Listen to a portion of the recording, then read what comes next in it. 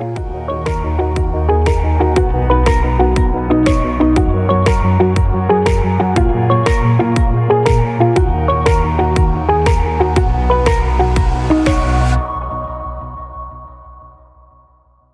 know one of the things you've done is you've gotten people and really promoted people who've said, I had an abortion and here's why, and here's how it benefited my life. Huge percentage of the population has had an abortion or been a partner to someone who has, right? And normalizing it and making it something that is more front and center in our, and not like the dirty secret that, somehow we've allowed it to become, when in fact it's part of just being able to manage your reproductive life. I think that's absolutely right. And I think it's interesting because, when we've done work and data collection with people who are anti-abortion, right? They have their list of like certain exceptions that they're willing to make. And if you explain a certain case to them, like, well, this person needed this abortion for this reason, they'll respond in one of two ways. Well, that's not typical, right? Like that's a circumstance, that's different.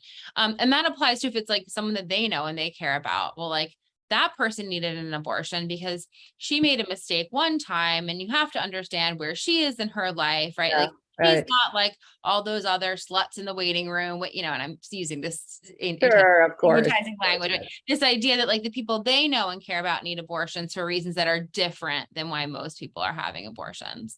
Or there's also this response that if I believe it's morally okay, it's not an abortion, right? So you see coming out of the right now, and saying like, oh, treatment for an ectopic pregnancy, that's not an abortion, right? If this is something where health is really at risk and the fetus is non-viable, that's miscarriage management, that's not really an abortion. It is, medically speaking. I mean, even a fully uninduced miscarriage is called a spontaneous abortion, right? Like we're all talking about the same thing here. And so this is a time where I think storytelling is particularly important, to say for people to share that they have had abortions and to let it be known. And I think that if I could wave a magic wand in a completely way that would be safe for people, right? And just have it sink in for folks how common abortion care is in this country, that between 1 in 3 and 1 in 4 American women will have had or will have an abortion at some point in their reproductive lives. Like, that would change the game, right? If people understood how many people are just relying on this as a routine part of their reproductive lives, the same way that we start birth control, we stop it for a little while, we try to get pregnant, we, get a different kind of birth control to space out our pregnancies, we have then maybe you need an abortion. Like this is just part of how people are managing the timing of their children, the number of children that they want to have, the number of children that they can effectively care for in the context of their broader lives. And we need to just understand it for what it is, which is just something that a lot of people in this country need at some point. And, I think we're quite far from that, but I think that people just being frank about what they've experienced is one of the most meaningful ways that we can see a path out. Yeah. Just normalize it. All right. So you have made such a massive commitment. How did this even begin? When did this start for you? You're good, leader in this space. What was your impetus? So my mom, my mom went to college in the 70s, and she was a feminist, and she worked at Planned Parenthood before I was born. And this was just always kind of part of what I grew up with, was a comfort with this and an understanding of this. And I think it was when I realized that like a lot of people are uncomfortable talking about abortion. A lot of people are uncomfortable looking at justice issues this way, that I really was like, well, then I have to, like, I feel an obligation to prioritize that. Like, if this is what I'm comfortable with and others aren't, and I think this work needs to be done, then that's where I need to be spending my time. Yeah. And I think that we all kind of have an obligation to be doing the most radical work that we feel comfortable doing in the spaces that make sense for us, if we want to continue bending this arc of justice. And for me, this is an area that has always felt like very intuitive to me. I have a lot of moral clarity around the fact that I believe that this work is good for women, is good for people, is good for our communities, is good for our country. And people are always shocked when I say, I think abortion is a good thing. Like, I think I think legal abortion access and their ability to manage pregnancies is a moral good in this world. And I don't think that that's not a radical statement for me. And that's the space that I'm comfortable in. So that's where I stay. Well, I'm going to take a clip of what you just said and we're going to repurpose it over and over because I think that is so critical.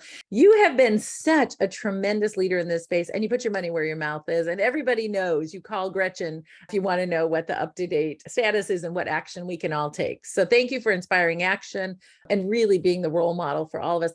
You're actually also writing a book on adoption, Relinquished, the American Mothers Behind Infant Adoption.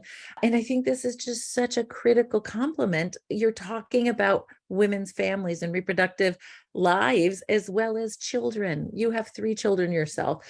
So I would love to hear a little bit about what are the highlights. You interviewed women over 10 years. What surprised you? So this book, I mean, and to me, this is all part of the conversation about reproductive justice, right? Is understanding the terms under which people are allowed to parent and able to parent.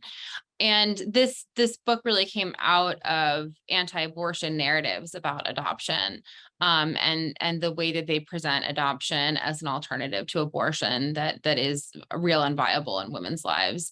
And what I found in interviewing this woman was that it isn't. Right.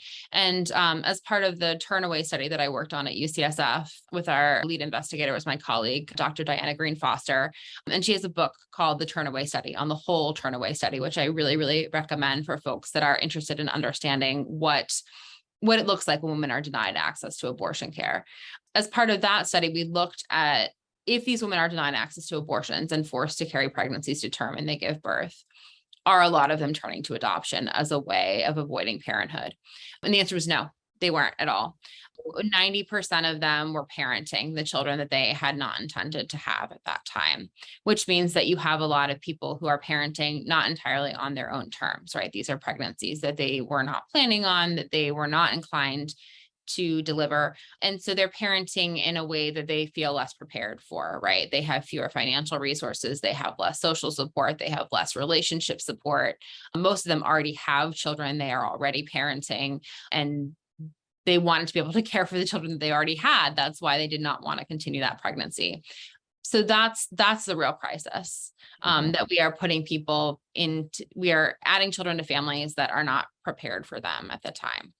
Yeah, I mean, and you introduced me to an organization and a leader that are working with families, mothers that did not intend or that are having children that they weren't ready for. And with COVID, we all know someone who's gotten depressed and had a lot of mental health issues during COVID. The numbers are astounding about the mental health crises for women who are having children that they aren't prepared for. What are the implications of that? And do you have data or perspective on that as well? Yeah, so the Turnaway study followed these women for 5 years after they were denied access to abortion care and compared them with women who were able to get the abortions that they wanted on that day that they showed up for their appointment. And what we saw was that the women who are parenting children or are forced to give birth to children that they didn't intend to have, in comparison to women who were able to get the abortions that they wanted, they do more poorly on almost every socioeconomic measure, right? They are more likely to stay in unhealthy relationships. They are less likely to bond well with subsequent children or older children. They do feel very strained by the addition of that pregnancy and that child. Their mental and emotional health varies and then sort of converges again after 5 years because people are resilient and they're able to kind of get through a lot of hardships and a lot of traumas. And so over a long enough time, they'll kind of converge. But what that of course shows is that this anti-abortion idea that abortion is really dangerous for women's health and well-being is also wrong, right? Like that being denied an abortion is actually a greater mental health risk than being able to access the abortion that you want.